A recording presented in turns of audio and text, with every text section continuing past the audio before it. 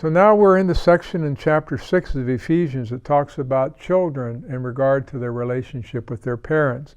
So Paul has started this 5th chapter about how to walk in love, because without love, none of these things can happen or be accomplished in our relationships as husband and wife and with our children. Also tells us how to walk in wisdom and walk in the light so that we're filled with the Spirit, because we can't do these things regarding marriage and relationships with family unless we're walking with the Lord.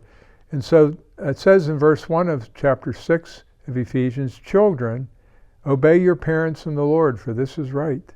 This is a command, kids. Doesn't matter how young or old you are. You always show respect to your parents and honor them. Doesn't mean as you're an adult you're going to agree with them all the time, but you take their insight and their wisdom into consideration. And but when you're a kid and you're living under the roof of your parents, you're responsible for doing what it is they tell you to do. And it says you're to obey your parents in the Lord. In other words, as a Christian child, you honor Christ by obeying your parents. This is the right thing to do, even when it doesn't make sense to you. Obey your parents and honor them. It says, honor your father and mother, which is the first commandment with promise.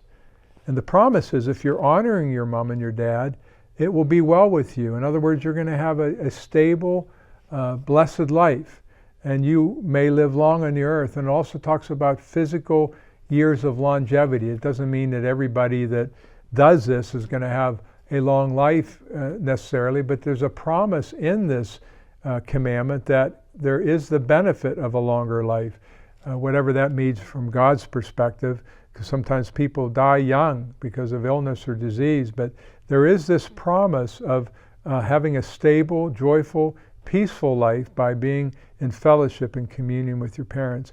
And then it tells us in verse 4, and you fathers, and we're the ones that are responsible initially for putting out discipline and parameters along with our wives that the children follow.